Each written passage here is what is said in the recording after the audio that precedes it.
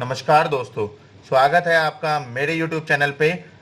हम जो discussion of topic है हमारा दिसंबर 2019 का सॉल्यूशन जो कि एनटीए नेट में आया था, उसके आज मैं डाटा स्ट्रक्चर से रिलेटेड जितने क्वेश्चंस आए हुए थे सारे के सारे one by one with shortcut आपको समझाने वाला हूं। लास्ट तक वीडियो को सुनेगा। प्लीज लाइक सब्सक्राइब शेयर जरूर करें। इससे पहले 24 क्वेश्चन अलग अलग सब्जेक्ट के मैं डिस्कस कर चुका हूं, जिसने नहीं सुना है उसको जरूर सुन ले। तो पहला क्वेश्चन है इस वीडियो का जो कि डाटा स्ट्रक्चर में आया हुआ था, ट्री से रिलेटेड ये क्वेश्चन आया हुआ है। इसके अंदर जो क्वेश्चन पूछा हुआ है वो बहुत ही सिंपल सी प्रॉपर्टी पूछी हुई है, तो उसको मैं आपको डायरेक्टली समझा रहा हूं यहां पर कैसे इस क्वेश्चन को सॉल्व करेंगे। एक ट्री दी हुई है, उस ट्री में यहां पर देखिए 2n वर्टिसेस, n की वैल्यू गिवन नहीं है, तो थोड़ा सा आपको यहां पर ट्रिक वे में सॉल्व करना पड़ेगा। 2n वर्टिसेस जिसकी डिग्री 1 है, डिग्री होती है एक वर्टेक्स के वर्टेक्स में कितने एजेस कनेक्ट है उसको बोलते हैं उसकी डिग्री। फॉर एग्जांपल अगर मैं ये वर्टेक्स की बात कर रहा हूं तो यहां पर 2 एजेस कनेक्ट है, तो इस वर्टेक्स, मान लीजिए ये वर्टेक्स है ए, तो डी ऑफ ए का मतलब है डिग्री ऑफ ए क्या हो जाएगी 2, क्योंकि ए से कितनी एजेस कनेक्ट है 2 कनेक्ट है, तो that is the meaning of the degree. ठीक है, सो बेसिकली यहां पर क्वेश्चन में जो गिवन है एक ट्री दी हुई है, उस ट्री में 2n वर्टिसेस ऐसे हैं जिनकी डिग्री 1 है, 3n वर्टिसेस ऐसे हैं जिनकी डिग्री 2 है, और n वर्टिसेस ऐसे हैं जिनकी डिग्री 3 है। तो यहां पर जो सिंपल सा क्वेश्चन पूछा हुआ है, number of vertices find out करने हैं हमें एंड एजेस फाइंड आउट करनी है इन ए ट्री। तो ऑप्शन में कोमा जो दिया हुआ है, पहले ध्यान रखना नंबर ऑफ वर्टिसेस है, और सेकंड नंबर पे जो लिखा हुआ है वो है हमारे नंबर ऑफ एजेस। तो बेसिकली आपको जो ध्यान रखना है यहां पर, वो कैसे इस क्वेश्चन को फाइंड आउट करोगे। देखिए मैं शॉर्टकट वे में आपको समझा रहा हूं। आप क्या करो, वर्टिसेस को ऐड कर दो जो भी क्वेश्चन में दिया हुआ है। 2n वर्टिसेस दिए हुए हैं तो 2n प्लस यहां पर आप क्या करोगे, वर्टिसेस दिए हुए 3n, तो 3n ऐड कर देंगे हम, प्लस नेक्स्ट है n वर्टिसेस, तो n ऐड कर देंगे। तो जितने भी वर्टिसेस हैं सभी को मैंने ऐड ऑन कर दिया। तो ऐड ऑन करने के बाद टोटल वर्टिसेस कितने आ गए 6n वर्टिसेस आ चुके हैं। अब ट्री की प्रॉपर्टी होती है, ट्री के अंदर क्या होता है, अगर जितने भी n वर्टिसेस है, तो ये ध्यान रखना ये प्रॉपर्टी होती है बहुत सिंपल सी। ट्री साइक्लिक ग्राफ होता है। वो क्यों होता है, क्योंकि जितने भी वर्टिसेस होते हैं उससे एक कम एजेस होती है। ये ध्यान रखना है आपको। कोई भी अगर ट्री अगर आप बात कर रहे हो, चाहे वो मिनिमम स्पेनिंग ट्री हो, एवीएल ट्री हो, बाइनरी सर्च ट्री हो, कोई भी अगर जहां पर भी ट्री वर्ड आ गया तो ये एक बहुत सिंपल सी प्रॉपर्टी होती है। n वर्टिसेस है तो n माइनस 1 एजेस होंगे। कहने का मतलब है 10 वर्टिसेस किसी ग्राफ में किसी ट्री में दे रखे हैं तो एजेस कितनी होगी 9 होगी। अगर 5 वर्टिसेस है तो 4 एजेस होगी। तो इस टाइप से एक कम एजेस होती है। तो मैं आपको ये समझाना चाह रहा हूं, नंबर ऑफ वर्टिसेस क्वेश्चन में गिवन थे वो हमने निकाल लिया 6n, तो एजेस कितनी होगी 6n माइनस 1।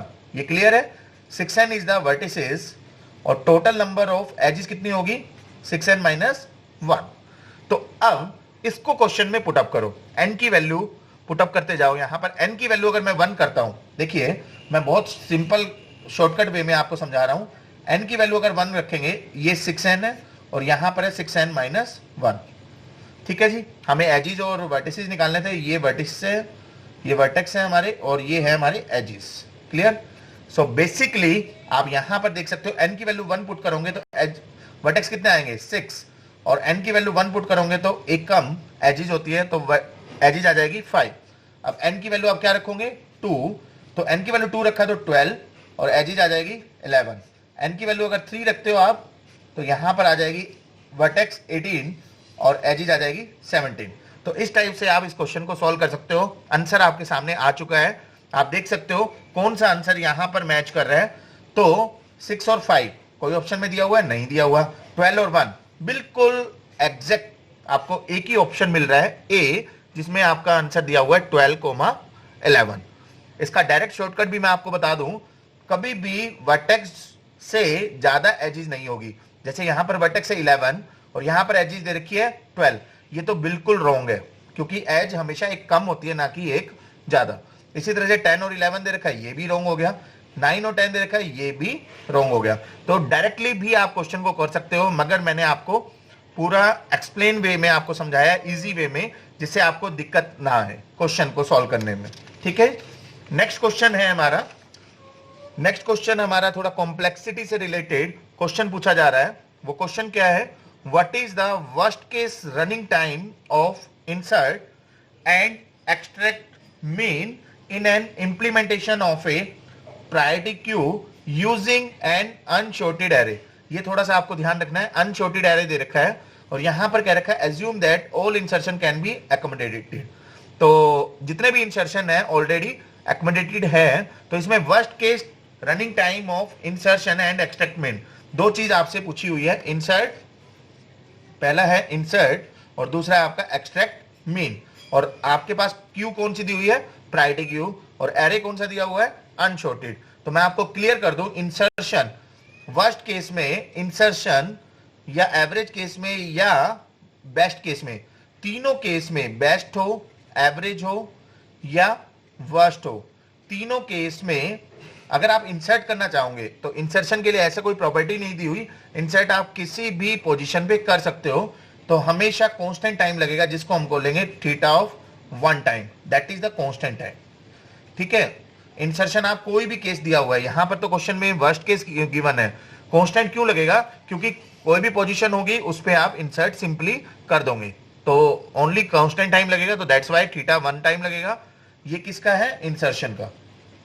ठीक है जी, अब दूसरी बात है एक्सट्रैक्ट मीन। एक्सट्रैक्ट मीन का मतलब है आपके पास जो क्यू की वैल्यू दे रखी है वो अनसॉर्टेड है, ये ध्यान रखना है। आपके पास क्वेश्चन में जो गिवन है वो क्या दिया हुआ है, अनसॉर्टेड एरे।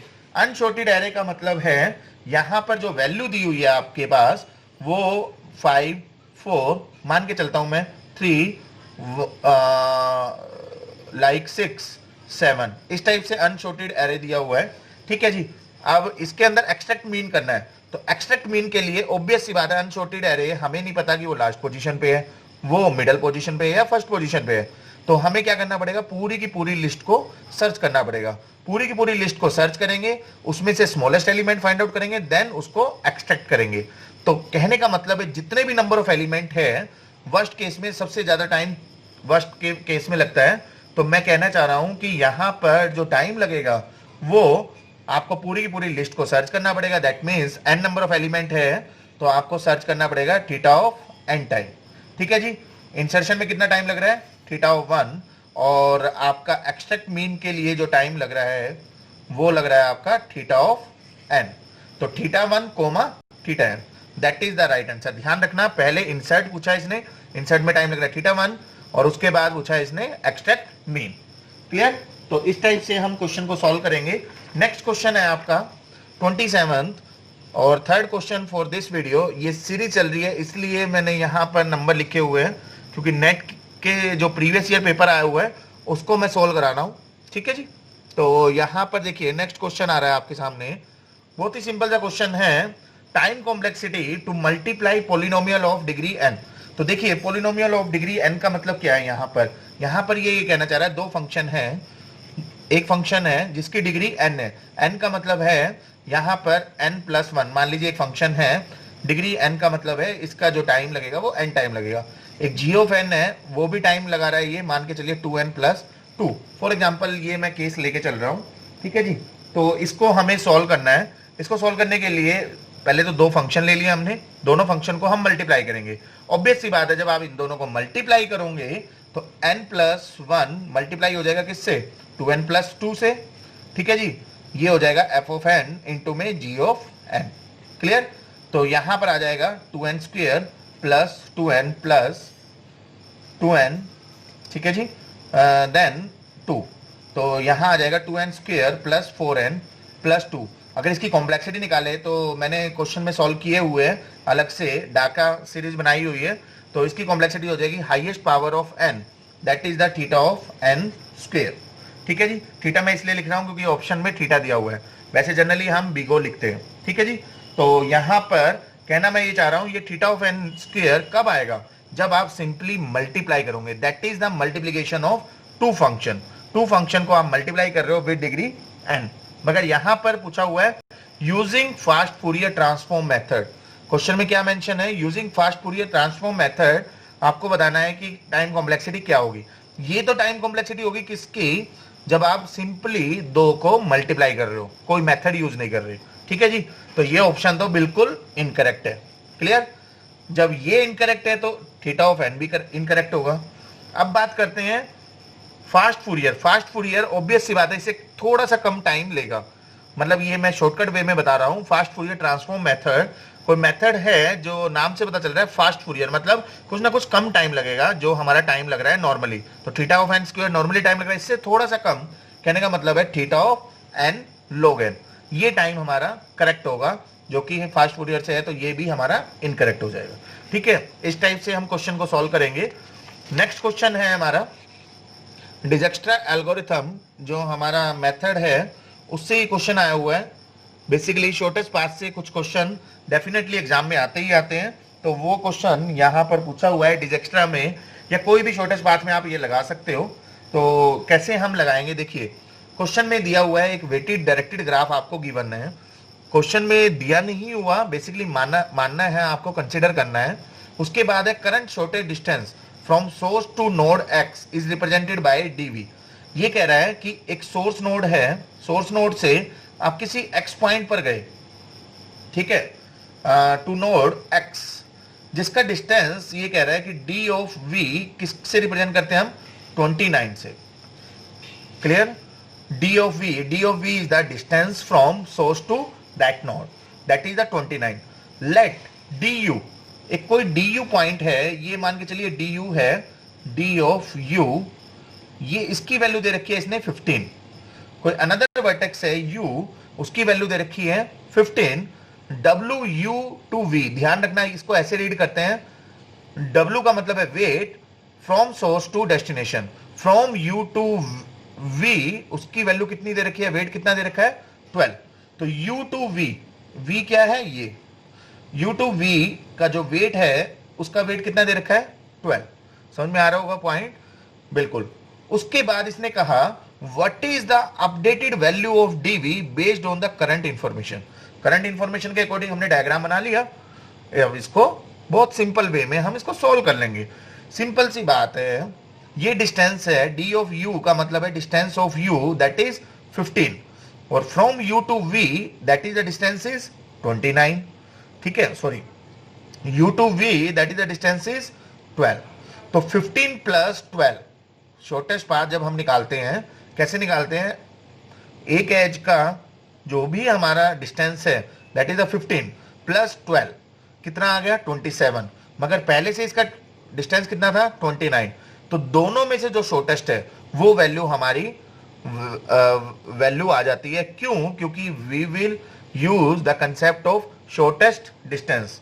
हम जो कंसेप्ट यूज कर रहे हैं वो शॉर्टेस्ट डिस्टेंस यूज कर रहे हैं। शॉर्टेस्ट डिस्टेंस का मतलब है 27, यहां पर इस पाथ को यूज करके 27 आ रहा है, इस पाथ को यूज करके 29 आ रहा है, तो दोनों में से कौन सा शॉर्टेस्ट है, 27। तो ये 29 हटके क्या आ जाएगा, 27। That is the updated value according to the current information. तो राइट आंसर हो जाएगा आपका बी। बहुत ही सिंपल सा क्वेश्चन था। अगर आपने शॉर्टेस्ट पाथ कैसे निकालते हैं अगर वो किया हुआ है तो इसमें कहीं पर भी आपको कोई दिक्कत नहीं आएगी। ठीक है, नेक्स्ट क्वेश्चन आ रहा है हमारा fifth question for this video, और सीरीज के अकॉर्डिंग 29th क्वेश्चन है। यहां पर क्वेश्चन में ये पूछा हुआ है आपसे, व्हेन यूजिंग डिजक्स्ट्रा एल्गोरिथम। देखिए अगेन डिजक्स्ट्रा एल्गोरिथम से रिलेटेड आपसे क्वेश्चन पूछा जा रहा है कि अगर डिजक्स्ट्रा एल्गोरिथम है to find the shortest path in the graph, which of the following statement is not true. ये ध्यान रखना है थोड़ा सा आपको। यहां पर पूछा जा रहा है कौन सी स्टेटमेंट आपकी ट्रू नहीं है। ठीक है जी, तो इस तरह के क्वेश्चन को सॉल्व करने के लिए हम कैसे करेंगे इसको, डिजक्स्ट्रा एल्गोरिथम आपको पता होना चाहिए, तभी आप इस टाइप के क्वेश्चन को सॉल्व कर पाओगे। तो कैसे, देखिए Dijkstra algorithm, number of algorithm है आपके, तो Dijkstra algorithm one of the algorithm to find the shortest distance in the graph. तो डिजक्स्ट्रा में क्या क्या प्रॉपर्टी होती है, हमेशा ध्यान रखना, Dijkstra algorithm that will be applicable only for the positive weight. तो पॉजिटिव वेट में ही ये अप्लाई हो सकता है, हमेशा शॉर्टेस्ट डिस्टेंस फाइंड आउट करता है। और ये कैसे अप्लाई करते हैं हम, हमेशा एक नोड दिया हुआ है, दूसरा नोड दिया हुआ है, यहाँ पर तीसरा नोड दिया हुआ है। मान के चलिए इसका नोड की वैल्यू है 0, ठीक है। ये वैल्यू है, एक नोड है जो कि एक पॉइंट है यहाँ पर, यहाँ से यहाँ मूव कर रहे हैं और यहाँ से यहाँ मूव कर रहे हैं। ये वैल्यू है 4 और ये वैल्यू है 5, ठीक है जी। तो दो नोड हमने एज्यूम किया, दोनों नोड में ये a वैल्यू है, इसका डिस्टेंस है 0, ये वैल्यू ये b मान लेता हूं वर्टेक्स, और ये वर्टेक्स है c, ठीक है जी। तो 0 + 4, इसकी वैल्यू कितनी आ जाएगी 4, इसकी वैल्यू कितनी आ जाएगी 0 + 5 दैट इज 5, ठीक है जी। तो मिनिमम डिस्टेंस कौन सा है, न्यू नोड हमेशा सिलेक्ट करता है depend on the shortest value. तो किसको सिलेक्ट करेंगे हम, हमेशा जो मिनिमम से मिनिमम होगा, तो इसको हम सिलेक्ट कर लेंगे। क्यों, क्योंकि 4 की वैल्यू हमेशा कम होती है 5 से, ठीक है। तो मैं ये कहना चाह रहा हूं, every time a new node is visited we choose the new node with the smallest known distance, ठीक है। तो जो सबसे पहले हम किसको विजिट करेंगे, जिसका स्मॉलेस्ट से स्मॉलेस्ट डिस्टेंस होगा, ठीक है जी। तो यहां पर आप, मैं सारे क्वेश्चन का आंसर दे चुका हूं, देख सकते हैं आप। डिजक्स्ट्रा एल्गोरिथम में to find the shortest path within the same graph data structure, बिल्कुल करेक्ट है ये। मगर ये नॉट ट्रू पूछा है तो ये ट्रू स्टेटमेंट है, ठीक है जी। Every time a new node is visited, बिल्कुल ये वाला सिचुएशन आ गई है। हर बार एक न्यू नोड को विजिट करेगा, we choose the new node with smallest known distance to visit first. जो सबसे छोटा होगा उसको हम सबसे पहले विजिट करेंगे। बिल्कुल ये करेक्ट स्टेटमेंट है, ट्रू स्टेटमेंट है according to the Dijkstra algorithm, ठीक है जी। तो इस टाइप से हम सिचुएशन को फाइंड आउट करते हैं और रिजल्ट की तरफ हम मूव करते हैं। क्लियर। तो ऐसे हम क्वेश्चन को सॉल्व करेंगे। नेक्स्ट है हमारा shortest path always pass through list number of vertices. यहां पर जो सिचुएशन दी है वो क्या कहा है कि शॉर्टेस्ट पाथ हमेशा फाइंड आउट करेंगे हम with least number of vertices. ऐसा कुछ भी डिजक्स्ट्रा एल्गोरिथम नहीं कहता। Number of vertex doesn't matter, the point is distance is minimum. Least number of vertices that is the wrong statement according to the Dijkstra algorithm. ये कहना चाह रहा है, मान के चलिए ए बी सी, इसका डिस्टेंस आ रहा है टोटल, इसका डिस्टेंस मैं मान के चल रहा हूं 15, और एक है A to B, B to D और डी टू सी, इसका डिस्टेंस आ रहा है मान लीजिए 13। तो हम किसको विजिट करेंगे, इसको पास ऑन करेंगे, इसको पास ऑन नहीं करेंगे। The point is doesn't matter कि नंबर ऑफ वर्टिसेस कितने हैं। देखिए यहां पर नंबर ऑफ वर्टेक्स कितने हैं 4, यहां पर नंबर ऑफ वर्टेक्स कितने हैं 3। अगर मैं सी को ट्रू मान लेता हूं तो हमारा क्या हो जाएगा, ऊपर वाली स्टेटमेंट करेक्ट हो जाएगी। मगर ऊपर वाली स्टेटमेंट इनकरेक्ट है क्योंकि इसका डिस्टेंस कितना दे रखा है 15। हम डिस्टेंस किसको कंसीडर करेंगे, मिनिमम से मिनिमम वाले को। तो यहां पर वर्टेक्स कितने हैं 4, डजंट मैटर कि नंबर ऑफ वर्टेक्स कितने भी हो, द पॉइंट इज डिस्टेंस उसका कम से कम होना चाहिए, उसको हम विजिट करेंगे, ठीक है जी। तो यहां पर हम इसको फॉलो करेंगे। तो ये स्टेटमेंट हमारी नॉट ट्रू है, ठीक है।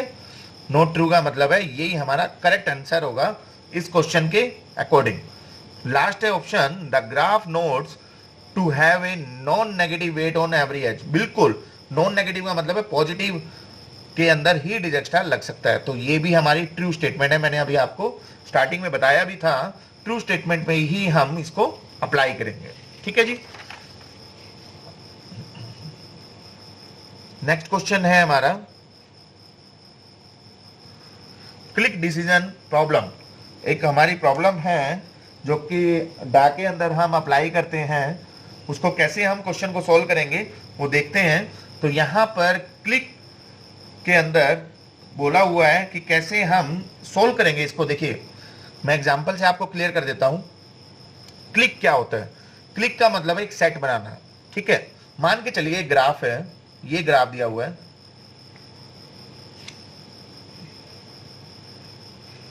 ये मान के चलिए ग्राफ है, इसमें वर्टेक्स है A B C and D, ठीक है जी।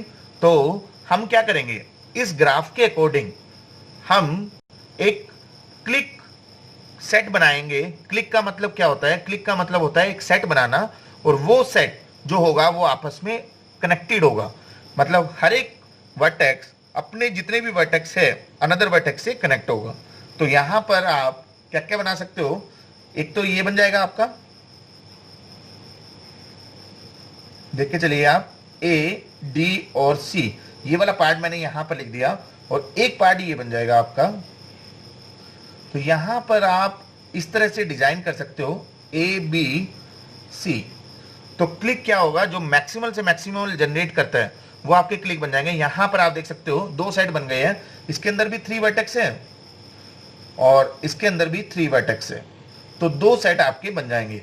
ठीक है, ये जो ग्राफ था उसको हमने मान के चलिए ये वर्टेक्स है A B C D, 4 vertex थे, इसके अकॉर्डिंग हमने सबसेट बना दिए, ये 3-3 के सबसेट बन चुके हैं। मगर कंडीशन क्या है इसमें, ए जो है वो डी से भी कनेक्ट है, ए जो है वो सी से भी कनेक्ट है, सी डी से भी कनेक्ट है, सी ए से भी कनेक्ट है।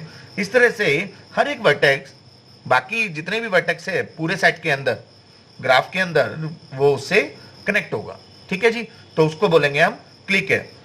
क्लियर? तो अब आप सिंपल सी डेफिनेशन से समझ सकते हो, क्वेश्चन में क्या दिया हुआ है, a clique is an undirected graph G, G के अंदर वर्टेक्स और एजेस है, that is a subset V dash is a subset of V और vertices such that.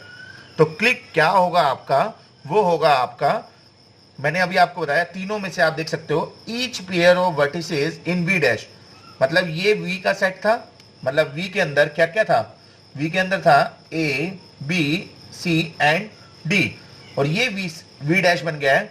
We dash के अंदर यहां पर क्या है, ए सी एंड डी, और इसके अंदर वी डैश अगर मैं देखूं तो ए बी एंड सी। तो ये आपका जनरेट हो चुका है। कहने का मतलब है each pair of vertex in V dash is this one, is connected by an edge. तो ये हमेशा आपस में कनेक्ट होगा। So that is the correct definition, this is the definition of the click in an undirected graph. इस type से हम question को सॉल्व करते हैं। लास्ट क्वेश्चन है जो कि हमारा पूछा गया है डाटा स्ट्रक्चर से रिलेटेड, तो ये है हमारा मिनिमम स्पेनिंग ट्री के ऊपर क्वेश्चन आया था। बहुत ही सिंपल सा क्वेश्चन है, अगर आपको मिनिमम स्पेनिंग ट्री का मीनिंग पता है तो ये वाला क्वेश्चन तो कभी भी गलत नहीं होगा। बहुत ही सिंपल सा क्वेश्चन पूछा गया है, फ्री के मार्क्स है, बस इसको देख लेते हैं कैसे हम बनाएंगे। देखिए, weight of minimum spanning tree पूछा हुआ है using Kruskal algorithm. Kruskal algorithm क्या कहता है, जितने भी एजेस हैं उनको हम कैसे अरेंज करेंगे, यहां पर नाम लिख लेते हैं ए बी सी डी और ई।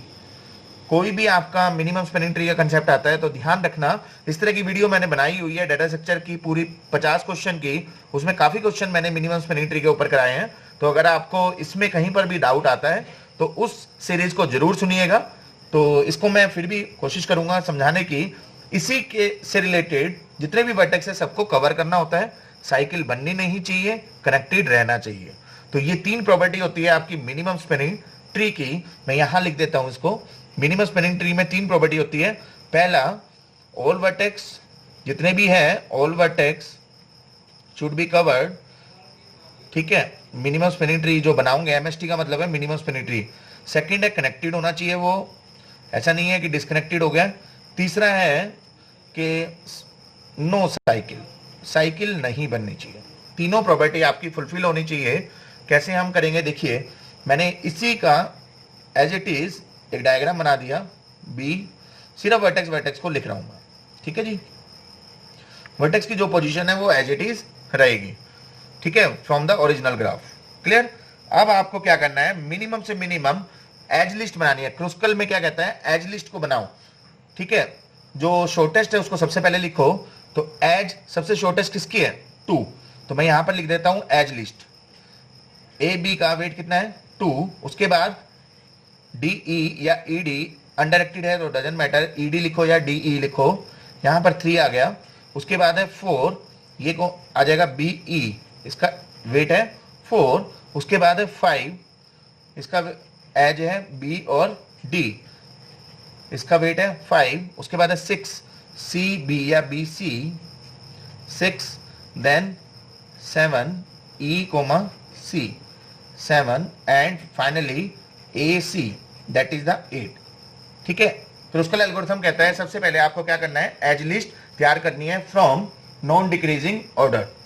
ठीक है, नॉन डिक्रीजिंग ऑर्डर का मतलब है इंक्रीजिंग ऑर्डर। क्लियर?